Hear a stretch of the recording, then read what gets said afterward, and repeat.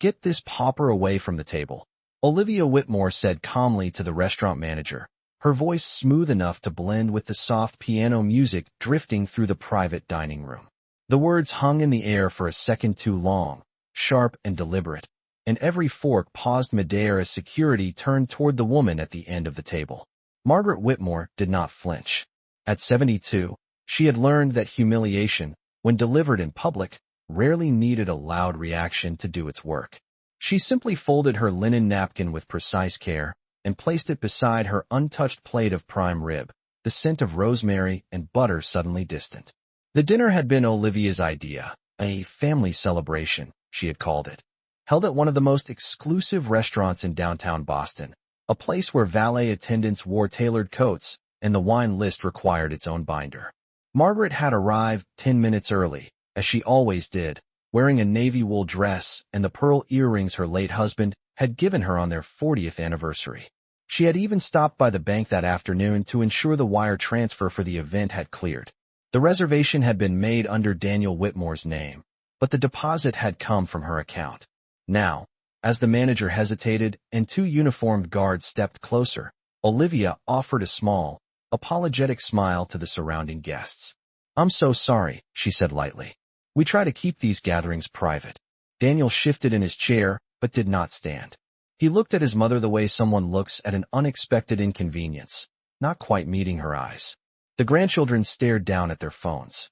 Around them, crystal glasses caught the chandelier light, and conversations from neighboring tables lowered into curious whispers. Margaret rose without assistance. She adjusted the cuff of her coat and gave the manager a polite nod. "There's no need," she said evenly. "I was just leaving." Her voice carried the steady warmth of someone discussing the weather, not her own dismissal. One of the guards stepped aside, unsure.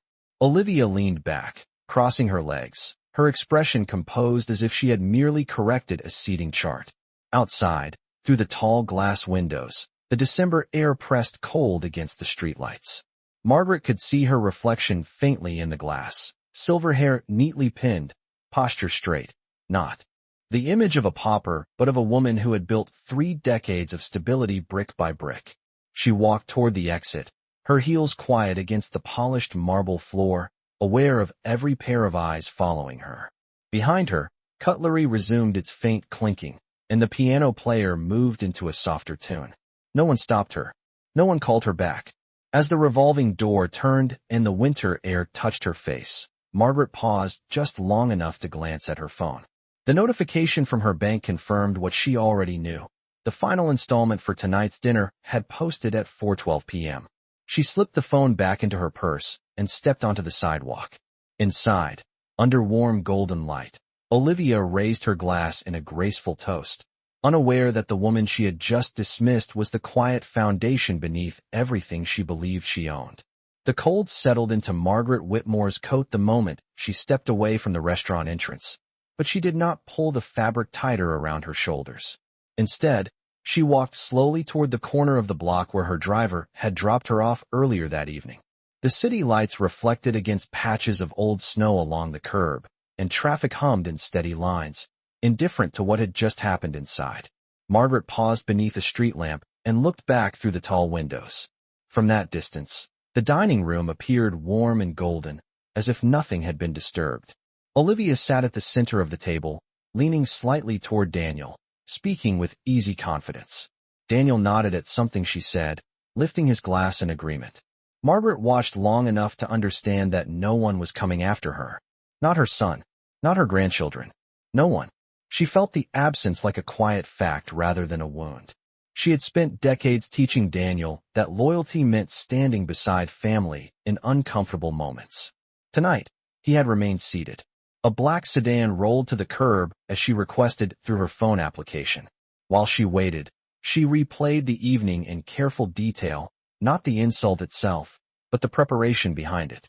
The reservation had been arranged 2 weeks ago. Olivia had insisted on reviewing the guest list personally. She had suggested that Margaret might feel tired and offered to have her arrive later, almost as an afterthought. Margaret had declined politely and confirmed the payment from her own account. It had not felt suspicious at the time. Now, under the pale streetlight, the pattern appeared clearer. Margaret slid into the back seat of the sedan when it arrived and gave her home address in a calm, measured voice. The driver adjusted the heat, and warm air filled the car. She removed her gloves and placed them neatly in her purse, her movements precise, unhurried. As the car merged into traffic, she opened her banking application once more and reviewed the outgoing transfers connected to Daniel's business venture over the past 5 years. The numbers were not small. She had helped cover the down payment on their suburban home in Wellesley. She had funded the renovation of Daniel's office space when his startup struggled during its first year. She had quietly paid the tuition deposit for her oldest grandchild's private school. Each transaction had been labeled simply as family support. There was no record of gratitude, only evidence of consistency. Margaret did not feel anger rising. She felt something steadier than that. Clarity. She understood now that tonight had not been spontaneous embarrassment. It had been positioning, a subtle removal. Olivia had chosen a public setting because public settings create witnesses, and witnesses create narratives. If Margaret appeared unwelcome often enough, eventually the story would harden into truth. The sedan turned onto her quiet residential street, where colonial-style homes stood evenly spaced behind bare winter trees. As the vehicle came to a stop in her driveway, Margaret noticed the porch light she had left on earlier that afternoon. The house looked the same as it had for 30 years, steady and solid, built with her late husband's careful savings and her own disciplined planning. She stepped out of the car and thanked the driver, her voice even. Inside, the house greeted her with silence and the faint scent of lavender from the diffuser in the hallway. She hung her coat in the closet and walked into the kitchen, placing her purse on the counter. The clock above the stove read 9:43 in the evening. Margaret poured herself a glass of water and stood by the sink, looking out into the dark backyard. Tonight had not been about a dinner. It had been about authority. And authority, she knew, was never surrendered accidentally. It was taken, inch by inch, when someone assumed you would not notice. Margaret Whitmore did not sleep much that night, not because of distress, but because her mind moved with a quiet precision that refused to rest. At 6:30 the next morning, she was already seated at the small oak desk in her study, a cup of black coffee steaming beside her leather-bound planner. Sunlight filtered through the sheer curtains, casting pale stripes across the framed photographs on the wall. There was Daniel at age 8, holding a fishing rod twice his height. There was his college graduation in Cambridge, her hand resting proudly on his shoulder. Margaret studied the images without sentimentality. Memory, she knew, could either blind a person or sharpen them. She preferred the latter. She opened her laptop and began reviewing documents she had not examined closely in years.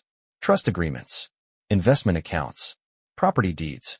After her husband passed away, she had consolidated most of their holdings into a structured family trust designed to provide stability across generations. Daniel had been named beneficiary of several distributions, but the principal assets remained under her authority while she was living. She had done it out of caution, not control. At the time, Daniel had thanked her for her foresight. He had said it made him feel secure. Margaret clicked through the transaction history tied to Daniel's business. 5 years earlier, when his software consulting firm struggled to meet payroll, she had transferred $125,000 from her investment portfolio to stabilize operations. The paperwork described it as a temporary bridge loan. The repayment schedule had never been discussed again. 2 years later, when Daniel and Olivia purchased their home, Margaret had quietly covered a significant portion of the down payment so that they could qualify for a more favorable mortgage rate.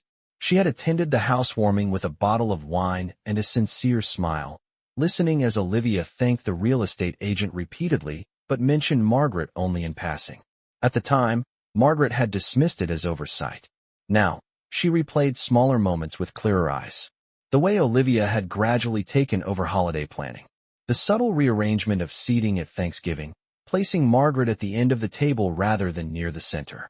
The shift in tone whenever financial topics arose, as if her involvement were an inconvenience rather than a foundation. None of it had been loud. None of it had required confrontation. It had been incremental, layered carefully over years. At 8:15, Margaret reached for her phone and scrolled to a familiar contact. Thomas Grant had served as the Whitmore family attorney for more than 2 decades. He had drafted her husband's will and later structured the trust according to Margaret's instructions. She pressed the call button and waited.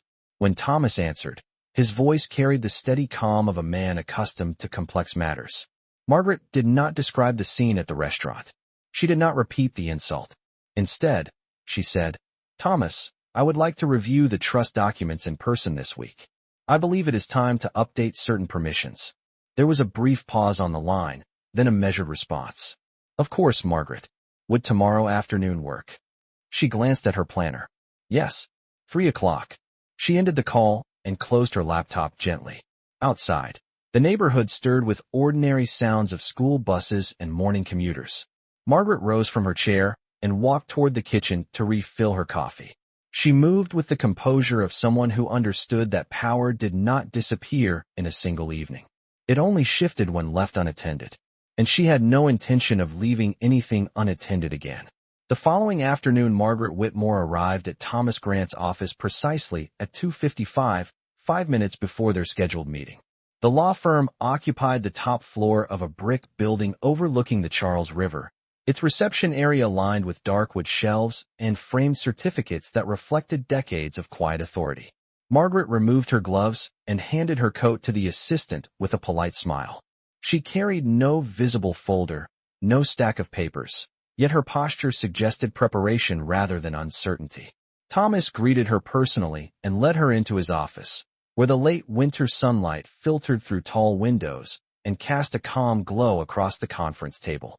Margaret sat without hesitation. She did not begin with emotion. She began with facts. "I would like a complete review of all access permissions connected to the Whitmore Family Trust," she said evenly. Thomas opened a leather portfolio and spread out several documents, adjusting his glasses as he reviewed the current structure.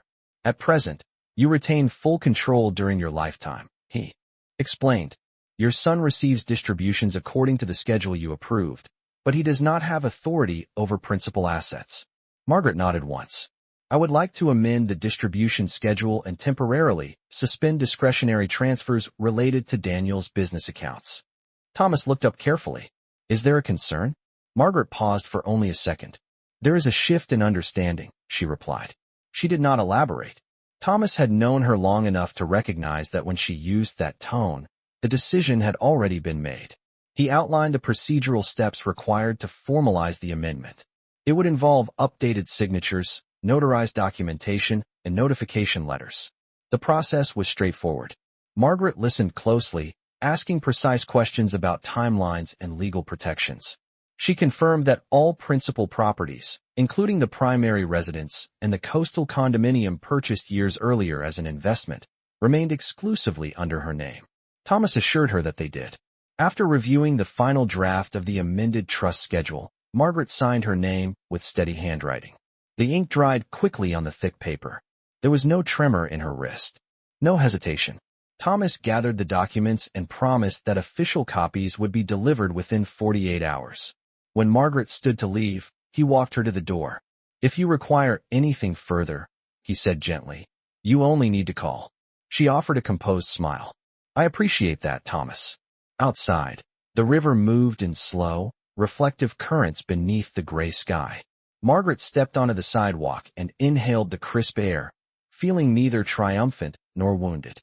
What she felt was alignment. For years, she had believed that generosity guaranteed loyalty. Now she understood that generosity, without boundaries, often invited assumption. As she drove home along the familiar route, passing rows of colonial houses and winter bear trees, she considered how Daniel would respond once he noticed the adjustments. She did not intend to confront him immediately. Clarity required patience. When she reached her driveway, she turned off the engine and sat for a moment in the quiet car. The house ahead of her remained unchanged, steady against the pale afternoon light. Inside those walls, she had built stability from modest beginnings, saved carefully through market downturns, and planned every investment with intention. That foundation had not vanished in a single evening. It had only been tested. Margaret stepped out of the car and walked toward the front door, her steps measured and deliberate.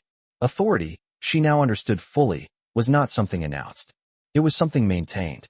2 days after the meeting with Thomas Grant, Margaret Whitmore was arranging fresh white tulips in a crystal vase when her phone vibrated on the kitchen counter.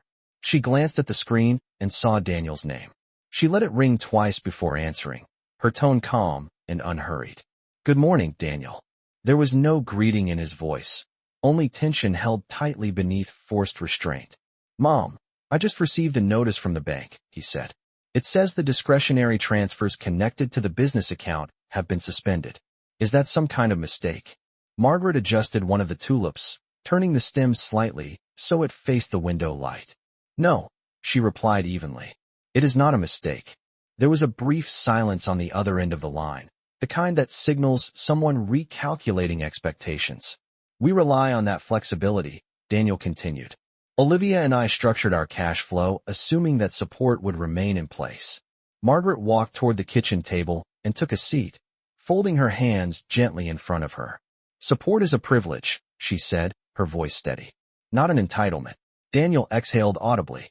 "Is this about the dinner?" he asked, attempting a tone that sounded almost casual. Margaret did not answer immediately. She allowed the quiet to stretch just long enough for him to understand the weight of it. "It is about clarity," she said at last. "I believe certain boundaries were misunderstood." On the other end, Daniel shifted again.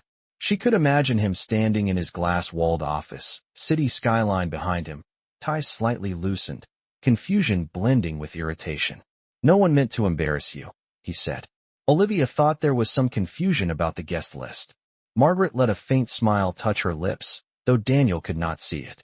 "Security was called, Daniel," she said gently. There was no confusion.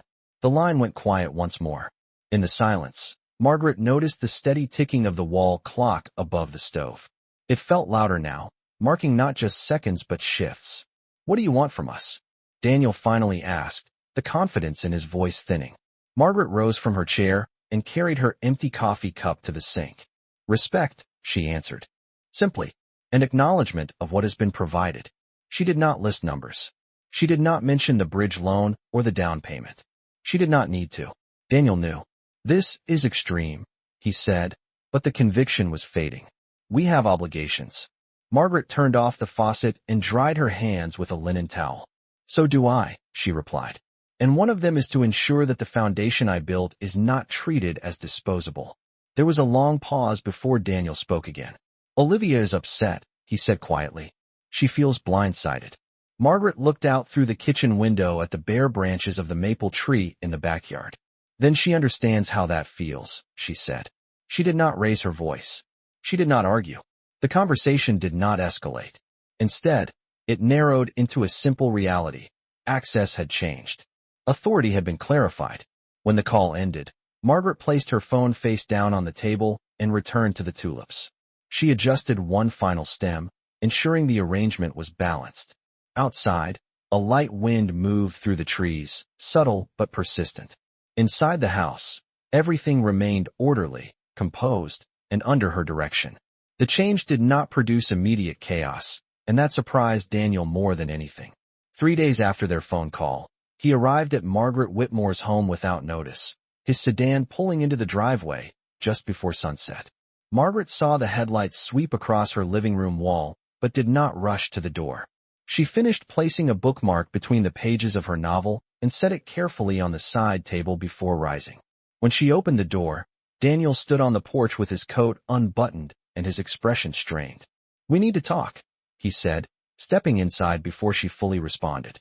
Margaret closed the door gently behind him and gestured toward the sitting room. "We are talking," she replied calmly. Daniel remained standing for a moment, pacing once across the rug before finally lowering himself into an armchair opposite hers. "The bank is asking questions," he began. "Investors are noticing the shift in our liquidity. This makes it look like something is wrong." Margaret folded her hands in her lap, her posture composed. "Something was wrong," she said quietly. Daniel ran a hand through his hair.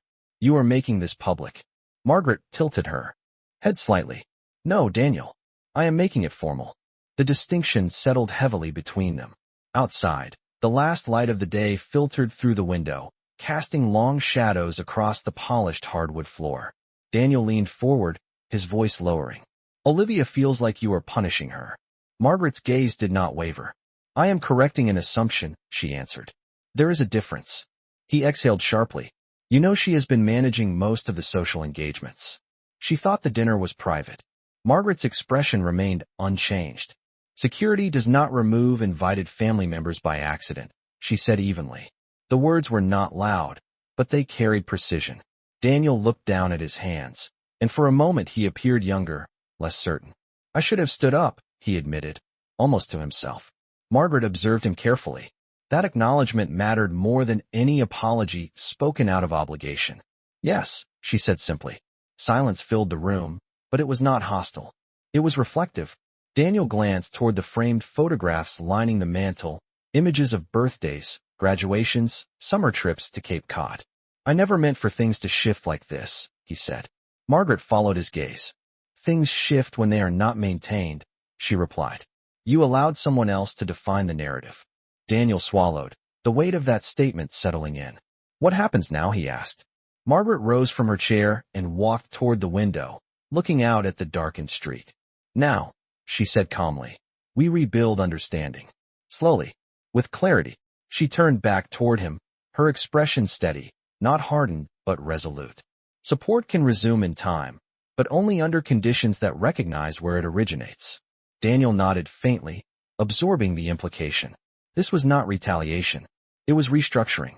The foundation had not disappeared, but it was no longer invisible. As he stood to leave, Daniel paused at the doorway. I will speak with Olivia, he said quietly. Margaret gave a small nod. That would be wise. When the door closed behind him, the house returned to its familiar stillness. Margaret walked back to her chair and picked up her novel, but she did not immediately resume reading. Outside, the streetlights glowed steadily against the early winter night. Inside, the balance had shifted, not through force, but through clarity asserted at exactly the right moment. 1 week later, Olivia Whitmore hosted another gathering, this time at their home in Wellesley, presenting it as a casual evening with potential investors and close friends. The house glowed with soft lighting, and catered trays lined the kitchen island, arranged with deliberate elegance. Margaret Whitmore received the invitation 2 days prior through a brief message from Daniel. The tone had been careful, almost rehearsed. She arrived precisely at 7 o'clock, dressed in a charcoal gray coat and simple pearl earrings, carrying no visible tension. The door opened, and Olivia's smile appeared polished but tight at the corners. Margaret, she said, stepping aside. I did not expect you so promptly. Margaret inclined her head slightly. Punctuality is a habit, she replied. Inside, conversations hummed across the open living space. Men in tailored suits discussed projections near the fireplace, while 2 women examined architectural plans laid out across the dining table. Daniel stood near the bar, mid-sentence, but his voice faltered when he noticed his mother. For a brief moment the room felt suspended, as if recalibrating. Olivia moved forward quickly, lowering her voice. We are discussing expansion strategies tonight, she said, her tone controlled. It may not be the most comfortable setting. Margaret met her gaze calmly. I understand strategy, she said. After all, I financed the original foundation. The statement was not loud, yet it carried across the nearby cluster of guests. A few heads turned. Daniel stepped closer, clearing his throat. Mom, he began, but she gently lifted her hand, not to silence him, but to steady the moment. I am not here to disrupt, she continued evenly. I am here to observe. Olivia's posture stiffened slightly. This is a private event, she said. Margaret glanced around the room, noting the unfamiliar faces. Investors are rarely private, she replied. One of the men near the fireplace approached, extending a hand. You must be Daniel's mother, he said with polite curiosity. We have heard you were instrumental in the early capital. Margaret shook his hand firmly. I provided support when it was necessary, she answered. Daniel shifted uncomfortably, but the conversation had already widened. Another guest asked about the trust structure supporting the company's stability. Margaret did not reveal confidential details. She simply explained that the Whitmore Family Trust had undergone a recent reassessment to ensure long-term sustainability. The phrase lingered in the air. Olivia's composure began to thin, not dramatically, but subtly. The evening that was meant to signal expansion now carried undertones of caution. Daniel attempted to redirect the discussion toward quarterly growth, Yet questions about liquidity and oversight continued to surface. Margaret remained calm, answering only what was appropriate, offering clarity without accusation. She did not mention the restaurant. She did not reference the insult. She did not need to. Presence alone shifted perception. As the evening progressed, it became clear that the narrative had changed. Margaret was no longer a background benefactor. She was visible. When she eventually prepared to leave, she approached Olivia near the entryway. Public spaces, she said softly, tend to reveal more than intended. Olivia held her gaze, understanding layered beneath the silence. Margaret stepped out into the cool night air once more, the porch light casting a steady glow behind her. Inside the house, conversations resumed, but their tone had altered. Authority, once assumed to be invisible, had stepped forward without raising its voice. The following morning, Daniel requested a private meeting at his office, and this time Margaret Whitmore agreed without hesitation. The building rose in clean lines of glass and steel against a pale winter sky, reflecting the muted sunlight of early afternoon. Margaret arrived alone, stepping through the lobby with quiet assurance. The receptionist recognized her immediately and offered a polite greeting that carried new respect. When she entered Daniel's office, she noticed that the usual confidence in his posture had softened. He stood near the window, hands clasped behind his back, the city skyline stretching beyond him. Olivia sat in one of the leather chairs, her expression composed but guarded. Margaret took the remaining seat without invitation, placing her handbag neatly beside her. No one spoke at first. The silence did not feel hostile. It felt deliberate. Daniel cleared his throat. "We have had conversations with 2 investors since the gathering," he began carefully. "They have questions about the trust restructuring." Margaret inclined her head slightly. "That is understandable," she replied. Olivia folded her hands in her lap. "They are concerned about continuity," she added. Margaret's gaze shifted to her calmly. "Continuity depends on stewardship," she said. "And stewardship requires acknowledgment of origin." Olivia inhaled slowly, choosing her words. "No one intended to diminish you," she said. Margaret did not react to the phrasing.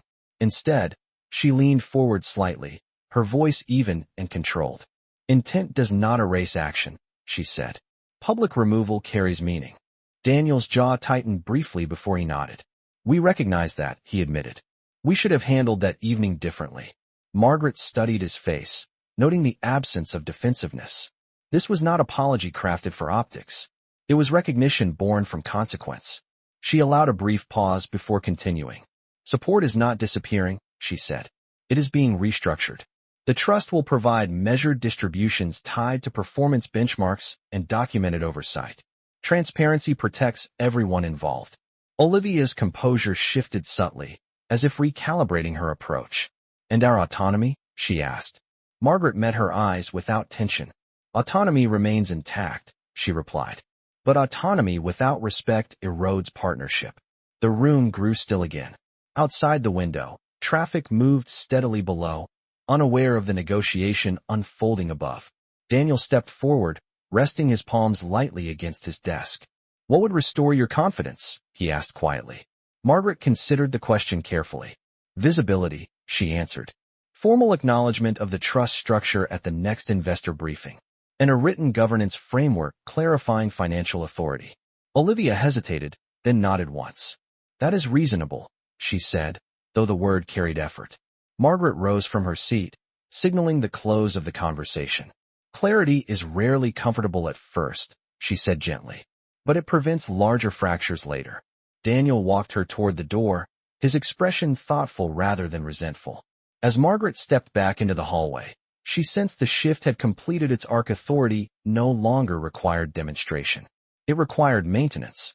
Inside the office, Daniel and Olivia remained seated in reflective silence, aware that the foundation they once treated as invisible had asserted its presence without raising its voice.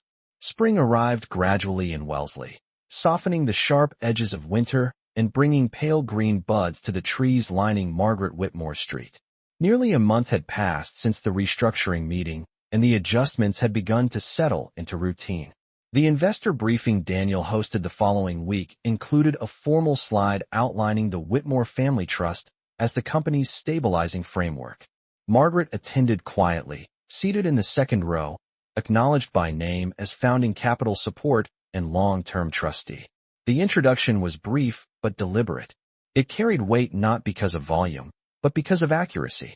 Afterward, several investors approached her with measured respect, asking thoughtful questions about governance and continuity. Margaret answered with clarity and restraint, reinforcing confidence without overstatement. At home, her days returned to familiar rhythm. Morning walks along the tree-lined sidewalks. Afternoon reading near the bay window. Occasional lunches with long-standing friends who spoke of grandchildren and travel plans. She did not recount the restaurant incident. She did not need to relive it. The lesson had already been integrated. Daniel began visiting more often, sometimes alone, sometimes with the children. The first visit after the restructuring felt cautious, but genuine. He brought a folder outlining updated performance benchmarks tied to the trust distributions. Margaret reviewed it at her kitchen table, her glasses resting low on her nose, asking precise questions about revenue projections and cash reserves. Daniel answered without defensiveness. The tone had shifted from assumption to collaboration. Olivia's presence remained composed yet recalibrated. She no longer positioned herself as gatekeeper of social spaces. Instead, she maintained polite distance, her confidence tempered by awareness. During one Sunday dinner, held this time at Margaret's home, the seating arrangement was unambiguous. Margaret sat at the head of the table, not by demand, but by recognition. Conversation flowed naturally. The grandchildren laughed over stories from school. Daniel discussed a new client acquisition with measured optimism. Olivia complimented the roast chicken and asked about the tulips blooming in the garden. Margaret listened more than she spoke, observing how respect, once withdrawn, had been restored through structure rather than confrontation. Late that evening, after her family departed and the dishwasher hummed softly in the background, Margaret stood by the kitchen window once more. The backyard now glowed faintly under porch light, the maple tree budding with early leaves. She reflected not on vindication, but on equilibrium. Authority had not required raised voices or public retaliation. It had required boundaries articulated clearly and maintained consistently. The trust remained intact. The distributions flowed according to transparent terms. Daniel's company stabilized under formal governance. And Olivia, having encountered the limits of assumption, adjusted her posture accordingly. Margaret understood that respect, like capital, must be managed with intention. It could be invested, protected, or withheld when necessary. As she turned off the kitchen light and prepared for bed, she felt neither triumph nor resentment. She felt steadiness. The foundation she and her husband had built decades earlier remained solid, not because it was never tested, but because it was reinforced when needed. And in that quiet reinforcement, Margaret reclaimed not only authority, but visibility that would no longer be treated as optional.